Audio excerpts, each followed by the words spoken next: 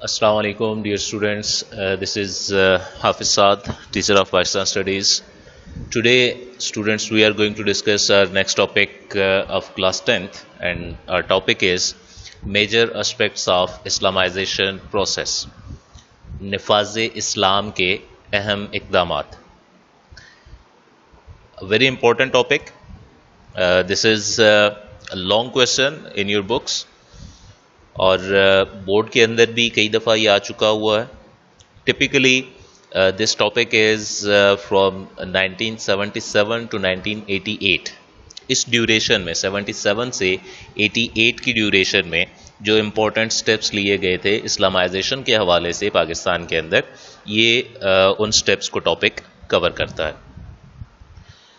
کہ students, before starting our lecture properly, please note down this thing.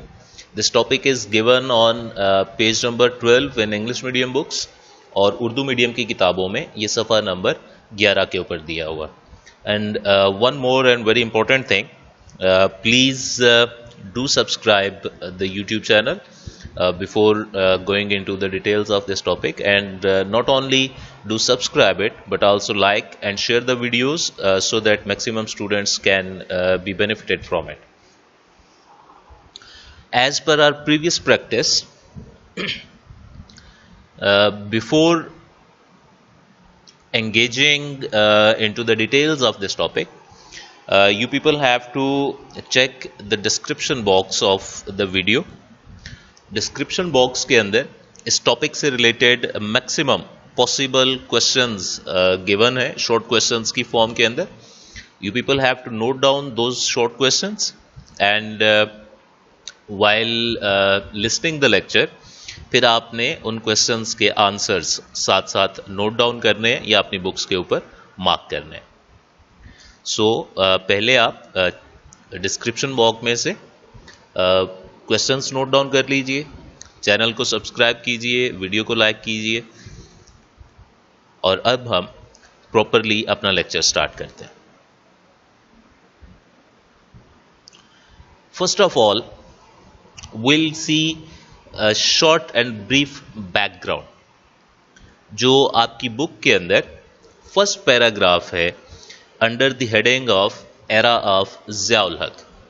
Zia الحق کا دور آپ کی بک میں ہیڈنگ بنی ہوئی ہے. اس کے بعد جو فرسٹ پیراگراف ہے, this is the background of this topic. In the elections of 1977, all the political parties of Pakistan made an alliance named PNA. PNA short form ہے, اس کا full name تھا Pakistan National Alliance. This alliance was made by all the main and major political parties of Pakistan against People's Party. 77 کے انتخابات تمام جماعتوں نے مل کر پیپلز پارٹی کے خلاف لڑنے کا فیصلہ کیا تھا. Maulana Mufti Mahmood was appointed the head of PNA. Pakistan national alliance, جسے اردو میں پاکستان قومی اتحاد کہا جاتا ہے, اس کے سربراہ تھے مولانا مفتی محمود. ہمارا فرسٹ شارٹ کویسچن ہے, why was PNA established and when?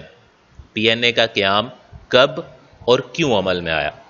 تو یہاں تک اس کا آنسر بن جائے گا that during the elections of 1977, all parties made an alliance against People's Party. The alliance was named as PNA. Maulana Mufti Mahmood was its president. Elections کے لیے دو steps میں dates announce کی گئی تھی. دو سٹیپس میں elections ہونے تھے. قومی اسمبلی کے انتخابات ہونے تھے 7 مارچ 1977, جبکہ پروونشل اسمبلیز کے الیکشنز ہونے تھے on 10th of March 1977. 7th of March 1977 کو نیشنل اسمبلی کے الیکشنز ہوئے. Pakistan Peoples Party won the elections with a heavy majority. مرکزی انتخابات جو 7 مارچ کو ہوئے, پیپلز پارٹی نے بھاری اکثریت سے وہ انتخابات جیت لیے, but the parties of PNA boycotted the elections. انہوں نے انتخابات کا بائیکاٹ کرنے کا اعلان کر دیا اور انہوں نے یہ پوائنٹ آف ویو اڈاپٹ کیا کہ ان الیکشنز کے اندر بہت زیادہ دھاندلی ہوئی ہے, ریگنگ ہوئی ہے. That's why they boycotted the elections, اور ان کے بائیکاٹ کی وجہ سے ہی پروونشل اسمبلیز کے الیکشنز کنڈکٹ نہیں ہو سکے تھے. They wanted to declare the elections invalid. وہ چاہتے تھے کہ انتخابات کو کالعدم قرار دیا جائے. That's why they started a movement against the rigging in elections, but that movement eventually converted into نظام مصطفیٰ موومنٹ, تحریک نظام مصطفیٰ, جس میں یہ مطالبہ کیا جا رہا تھا کہ پورے کا پورا سسٹم رول بیک کر کے پاکستان کے اندر اسلامی شریعہ کو نافذ کیا جائے, اسلامک سسٹم, اسلامک لا کو properly in detail and with true spirit implement کیا جائے. اس موومنٹ کے اندر کامن پبلک کی انوالومنٹ بہت زیادہ تھی. Eventually situation got out of control of government. حکومت کے ہاتھ سے حالات نکلتے جا رہے تھے, ہڑتالیں, مظاہرے اور اس طرح کی چیزیں بہت زیادہ ہو رہی تھیں. اس چیز کو دیکھتے ہوئے Bhutto started negotiations with the leaders of P N. Zulfikar Ali Bhutto نے, جو اس وقت پاکستان کے پرائم منسٹر تھے, پاکستان قومی اتحاد کے رہنماؤں کے ساتھ مذاکرات شروع کر دیے. And while these negotiations were going on 5th of July 1977, the then Chief of Army Staff of Pakistan, General Ziaul Haq, imposed martial law in Pakistan. 5th of July 1977 کو جنرل ضیاء الحق نے پاکستان میں مارشل لا امپوز کر دیا, and he ruled the country for next 11 years from July 77 to August 1988. 11 سال تک ضیاء الحق نے ملک پر حکومت کی تھی. دس از our second short question. What was the duration of era of Zia الحق? ضیاء الحق کے دور حکومت کا دورانیہ کیا تھا جولائی 1977 سے اگست 1988. ون مور تھنگ, یہاں آپ سے یہ بھی پوچھا جا سکتا ہے, who ruled Pakistan for the longest? سب سے لمبا عرصہ کس نے پاکستان پر حکومت کی؟ اس کا آنسر ضیاء الحق ہوگا. 11 years یہ لانگیسٹ ٹینیور آف گورنمنٹ ہے ٹل ناؤ ان پاکستان. اس کو بھی مارک کر لیجئے گا.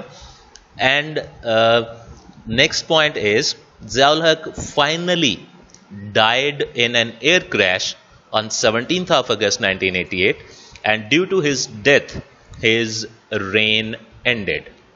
فضائی حادثہ ہوا, ایئر کریش ہوا 17th of August 1988. Remember 17th of August 1988. Urdu والی سائٹ کے اوپر ڈیٹ مس پرنٹ ہو گئی ہے, 17th of August. اور پھر ضیاء الحق کی حکومت ختم ہوئی. After the death of Zia ul Haq, the chairman of Saint Ghulam Ishaq Khan took over the rule and he became the caretaker president. According to our constitution 1973 کے آئین کے مطابق یہ بات کانسٹیٹیوشن میں ریٹن ہے کہ اگر کسی بھی وجہ سے پریزیڈنٹ کا ڈیزگنیشن خالی ہوتا ہے, پریزیڈنٹ کی ڈیتھ ہو جاتی ہے جیسا کہ اس کیس میں, یا پریزیڈنٹ آؤٹ آف کنٹری ہے فار اینی وزٹ, یا کسی بھی اور وجہ سے وہ اپنی ڈیوٹیز کو آگے کیری فارورڈ نہیں کر پا رہا, تو ان دیٹ سینس اس وقت جو بھی سینٹ کا چیئرمین ہوگا وہ پھر کیئر ٹیکر پریزیڈنٹ بن جائے گا. Our third question is, who was the chairman of Senate in 1988? That is Ghulam Ishaq Khan. آپ سے اس طرح بھی پوچھا جا سکتا ہے, who became the caretaker president after Zia الحق؟ اس کا آنسر بھی یہی ہوگا, غلام اسحاق خان. تو یہاں تک یہ جو مین پوائنٹس ہیں, یہ اس ٹاپک کا بریف بیک گراؤنڈ ہے. اب ضیاء الحق جب گورنمنٹ میں آ گیا تو اس ٹائم پہ جو نظام مصطفیٰ موومنٹ چل رہی تھی, اس موومنٹ کو ضیاء الحق نے اپنے بینیفٹ میں کیش کرنے کی کوشش کی, اور ان کی جو ڈیمانڈ تھی اسلامائزیشن کی کہ ملک میں اسلامی نظام نافذ کیا جائے، اس کو ضیاء الحق نے اڈاپٹ کیا اور اس نے پاکستان میں اسلامائزیشن پروسیس سٹارٹ کرنے کا اعلان کیا۔ اب اس اسلامائزیشن پروسیس میں 77 to 88 ضیاء کی ڈیوریشن میں اس کی گورنمنٹ میں جو امپورٹنٹ سٹیپس پاکستان میں لیے گئے، نیکسٹ وہ پوائنٹس ہم ڈسکس کریں گے۔ اسلامائزیشن پروسیس یا نفاذ اسلام۔ اب first point is setting up of Sharia courts, شرعی عدالتوں کا قیام۔ ضیاء الحق made شریعت benches in all high courts in 1979۔ 1979 میں ضیاء الحق نے تمام ہائی کورٹس میں شریعت بینچ بنا دیے تھے۔ اب اس میں پہلی چیز تو یہ کہ ہائی کورٹ کیا ہے؟ کسی بھی ملک کی سب سے بڑی عدالت کو سپریم کورٹ کہا جاتا ہے، جبکہ کسی بھی صوبے کی سب سے بڑی عدالت کو ہائی کورٹ کہا جاتا ہے۔ تو پاکستان کی تمام ہائی کورٹس میں مینز کہ ہر پروونس کے اندر جو بڑی عدالت تھی وہاں پر شریعت بینچ بنائے گئے۔ یہ جو بینچ ورڈ ہے، یہ بینچ وہ نہیں ہے جو بیٹھنے کے لیے کہ وہاں پر شریعت بیٹھتی تھی آ کے، ایسا نہیں ہے۔ یہ ایک ٹپیکل ٹرم ہے جس میں ایسا ہے کہ کسی بھی اسپیسیفک ٹائپ آف کیسز کو ہیئر اپ کرنے کے لیے اگر ایک گروپ آف ججز اپوائنٹ کیا جائے تو that is known as a bench. Legal term ہے، کسی مخصوص قسم کے مقدمات کی سماعت کرنے کے لیے اگر ججز کا ایک گروہ مقرر کیا جاتا ہے تو اس کو بینچ کہا جاتا ہے۔ یہ امپورٹنٹ پوائنٹ ہے۔ ان 1979 شریعت benches were established in all the high courts۔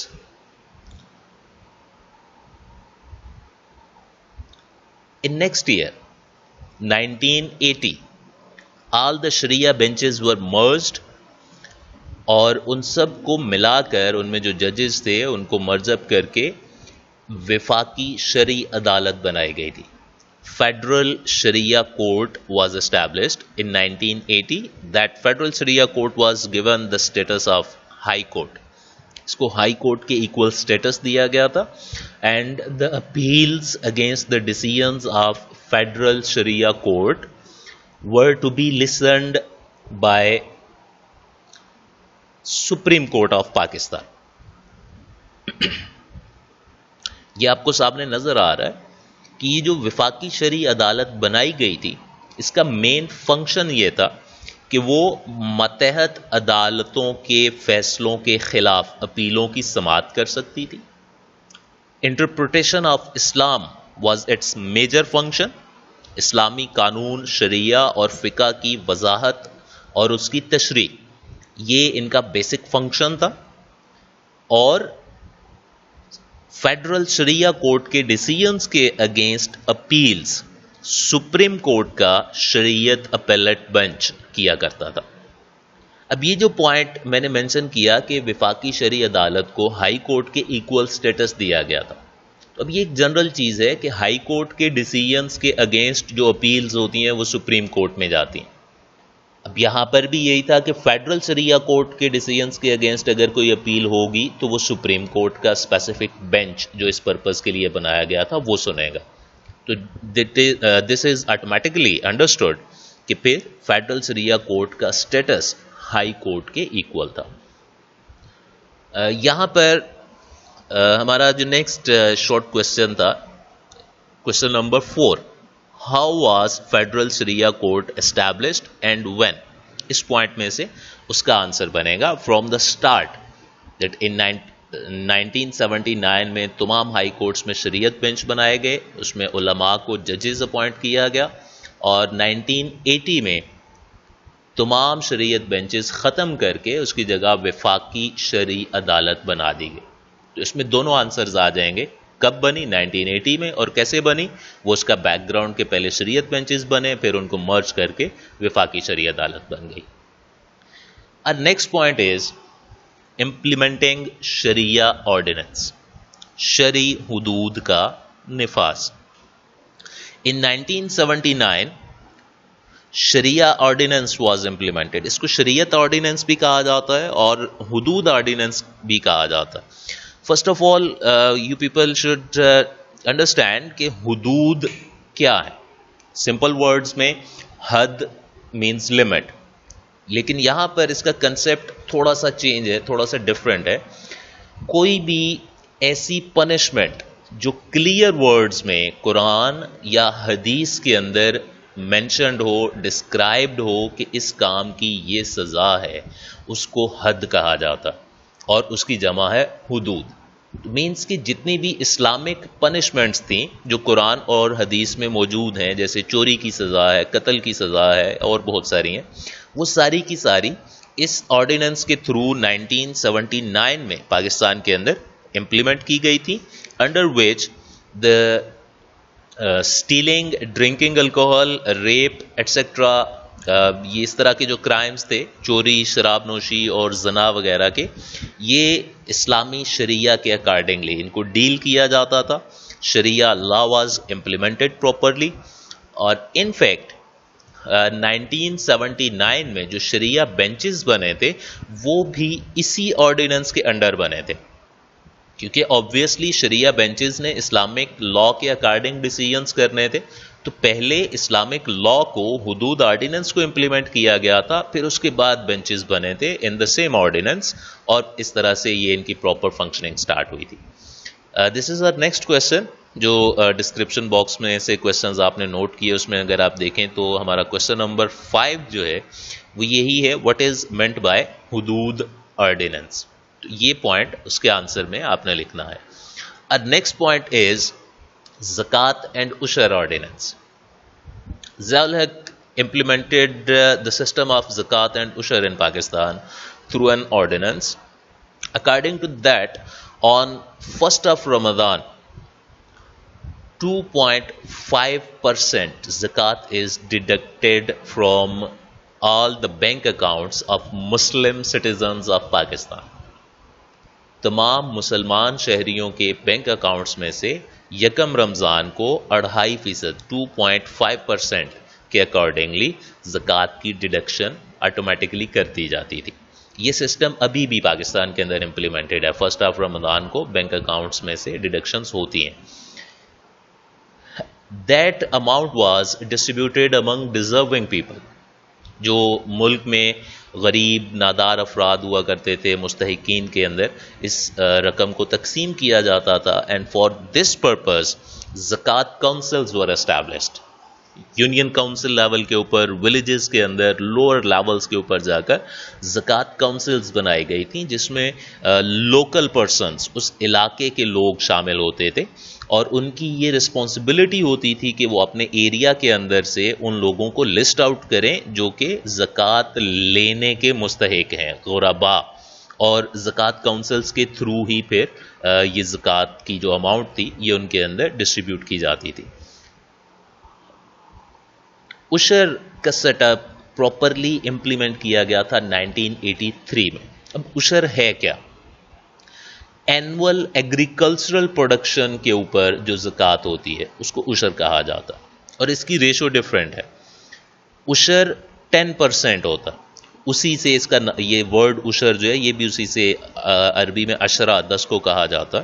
تو 10% عشر ڈیڈکشن یہ 1983 سے پراپرلی سٹارٹ ہوئی تھی. یہ جو پوائنٹ ہے اس میں سے 2 پاسبل MCQ بنتے ہیں جو بورڈ میں آ بھی چکے ہوئے ہیں. ایک تو زکوٰۃ کی ڈیڈکشن کس ریشو سے ہوتی ہے، دیٹ از 2.5%، اور دوسرا عشر کی وصولی کا کام باقاعدہ طور پر کب شروع ہوا، دیٹ از 1983. اور next point is ایبولیشن of interest, سود کا خاتمہ. انٹرسٹ یا سود بڑا کامن سا کنسیپٹ ہے. ایک جنرل انڈرسٹینڈنگ جو ہے کہ کسی کو پیسے دینا قرض کے اوپر کے طور پر، اور پھر جتنا دیا ہے اس سے زیادہ واپس لینا. لیکن اس کی بہت ساری ٹائپس ہیں. یہ بھی ایک بہت واسٹ کنسیپٹ ہے انٹرسٹ کا.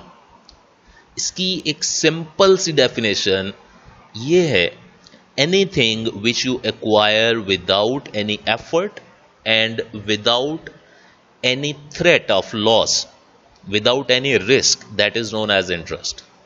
کوئی بھی چیز جو آپ بغیر کسی کوشش کے اور بغیر کسی نقصان کے خطرے کے حاصل کر لیں اسے سود کہا جاتا ہے. انٹرسٹ یا سود کو ختم کرنے کے حوالے سے یہ سٹیپ لیا گیا that profit loss sharing accounts were introduced in Pakistan, shortly known as PLS accounts, profit loss sharing accounts.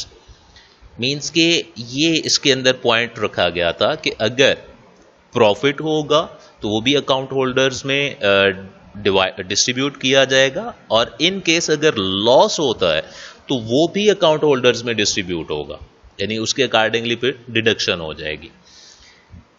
These PLS accounts were introduced on 1st of January 1981 and all the saving accounts were converted into PLS accounts on 1st of July 1984.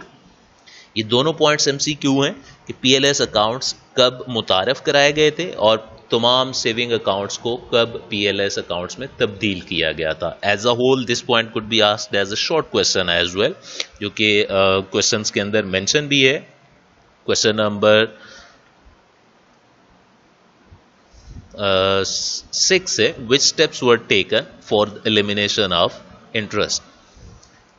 abolition of interest یا elimination of interest دونوں terms use کی جا سکتی ہیں. Next point is Islamiat and Pakistan studies as compulsory subjects. both these subjects were made compulsory subjects up to graduation level. B A تک اسلامیات اور مطالعہ پاکستان کی تعلیم کو لازم کر دیا گیا تھا. اس سے پہلے یہ دونوں کمپلسری سبجیکٹس نہیں ہوا کرتے تھے, آپشنل سبجیکٹس کے طور پر ان کو پڑھایا جاتا تھا. لیکن ضیاء الحق کے دور میں یہ دونوں کمپلسری سبجیکٹس کے طور پر امپلیمنٹ ہوئے. This step was basically taken to harmonise the education system with Islam. Next point is prayer arrangements, نماز کا اہتمام. تمام سرکاری دفاتر اور تعلیمی اداروں میں پریئر ارینجمنٹس پراپرلی کی گئی تھی. اسپیسیفکلی آپ کی بک کے اندر ظہر پریئر کو مینشن کیا ہوا ہے, کیونکہ مینلی آفس یا ورکنگ آورس کے اندر ظہر کی نماز آتی ہے, خاص طور پر ایجوکیشنل انسٹیٹیوٹس کے حوالے سے اگر بات کی جائے تو تمام اداروں میں باقاعدہ باجماعت نماز کی ادائیگی کا اہتمام کیا گیا تھا, اور اس پرپز کے لیے پریئر کمیٹیز بنائی گئی تھیں. صلاۃ کمیٹیاں بنی تھیں جو کمرشل ایریاز میں, مارکیٹس کے اندر, آفیسز وغیرہ کے اندر پریئر ارینجمنٹس کرنے کی رسپانسیبل ہوا کرتی تھیں. نیکسٹ پوائنٹ ہے احترام رمضان ordinance. This ordinance was typically introduced to ensure the sanctity of the holy month of Ramadan. رمضان کے مقدس مہینے کا احترام عوام کے اندر اجاگر کرنے کے لیے یہ آرڈیننس امپلیمنٹ کیا گیا تھا, according to which any person not observing the sanctity of the holy month of Ramadan could be fined 500 rupees and jailed for 300 months. Jailed for 3 months. 3 ماہ قید اور 500 روپے جرمانہ, یہ سزائیں رکھی گئی تھیں ہر اس شخص کے لیے جو رمضان کے مہینے کا احترام نہیں کرے گا. یعنی یہ ایک انڈرسٹوڈ چیز ہے کہ رمضان کے مہینے کے اندر ایک کامن ہے کہ سر عام کھانا پینا, موسیقی, ناچ گانا اور یہ اس طرح کی چیزیں جو ہیں ان کو جنرلی بھی اچھا نہیں سمجھا جاتا. تو اگر کوئی بھی شخص اس طرح کے کاموں میں انوالو ہوتا ہے تو اس کو یہ سزائیں دی جائیں گی. احترام رمضان آرڈیننس بھی امپورٹنٹ شارٹ کویسچن ہے, بورڈ کے پیپرز میں کئی دفعہ آ چکا ہوا ہے. ہمارے جو پاسبل کویسچنز ہم نے نوٹ ڈاؤن کیے ان کے اندر بھی گیون ہے, اس کو بھی اچھی طرح سے نوٹ ڈاؤن کر لیجئے, اپنے پاس بکس کے اوپر مارک کر لیجئے.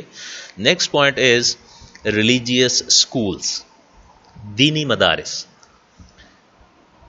Religious schools were looked after by the government. Proper ان کی رجسٹریشنز کی گئیں گورنمنٹ کے پاس. دینی مدارس کو حکومت کی طرف سے معاشی امداد فراہم کی جاتی, گرانٹس ان کو پراپرلی دی گئی تھیں, and their degrees were considered equal to M A. اسناد کو ایم اے کے برابر درجہ دیا گیا تھا. اب یہ جو دینی مدارس کے اندر جو نصاب پڑھایا جاتا ہے, ٹپکلی اسے درس نظامی کا نام دیتے ہیں. درس نظامی 8 ایئرس کا کورس ہے جو 4 سٹیپس کے اندر ہوتا ہے. آفٹر ایوری 2 ایئرس ان کے وفاق کے امتحان ہوتے ہیں, جیسے ہماری بورڈ کے ایگزامز ہوتے ہیں, ان کا بورڈ وفاق کہلاتا. تو اب اس میں یہ تھا کہ وہ پرسن جس نے 2 ایئرس کا کورس کمپلیٹ کر لیا ہوا, that is considered equal to matric. جس نے 4 ایئرس کا کمپلیٹ کر لیا, that is considered equal to intermediate. جس نے 6 ایئرس تک کا کمپلیٹ کیا ہوا ہے وہ گریجویشن یا بی اے کے ایکول کنسیڈر کیا جاتا تھا. اور جس نے فل 8 ایئرس کا درس نظامی مکمل کیا ہے اس کو ایم اے کے ایکول کنسیڈر کیا جاتا تھا. یہ ابھی بھی ہے پاکستان. جس نے درس نظامی کمپلیٹ کیا ہو وہ direct M Phil Islamic studies یا ایم فل عربک میں کسی بھی یونیورسٹی کے اندر ایڈمیشن کے لیے ایلیجیبل کنسیڈر کیا جاتا. Next point is compulsory study of Arabic. Arabic language کو بھی ایز کمپلسری سبجیکٹ انٹروڈیوس کیا گیا تھا فرام گریڈ 6 ٹو گریڈ 8. یہ بھی کافی عرصے تک 6 سے لے کر 8ویں تک عربک کمپلسری سبجیکٹ رہا ہے, لیکن بعد میں پھر اس کو دوبارہ سے آپشنل سبجیکٹ کر دیا گیا تھا. Next one is international Islamic university. Second last point ہے بین الاقوامی اسلامی یونیورسٹی. اسلام آباد کے اندر اسٹیبلش ہوئی تھی 1981 میں. آپ میں سے بہت سے بچوں نے یہ یونیورسٹی دیکھی ہوئی بھی ہوگی, فیصل ماسک کے ساتھ ہے. This university mainly was established for Islamic learning and law research. یعنی اس میں simultaneously modern as well as religious education دونوں پرووائڈ کی جاتی ہیں. درس نظامی جو ریلیجیس اسکولس کے اندر ٹپیکلی پڑھا جاتا ہے وہ بھی, اور جو ماڈرن سبجیکٹس ہیں لائک ادر یونیورسٹیز, دونوں پارٹس جو ہیں وہ سائملٹینیسلی یہاں پر پڑھائے جا رہے ہیں. ڈیٹ امپورٹنٹ ہے, ایم سی کیو کے طور پر پوچھی جا سکتی ہے. And the last point is setting up of Sharia faculty. شریعت فیکلٹی کا قیام.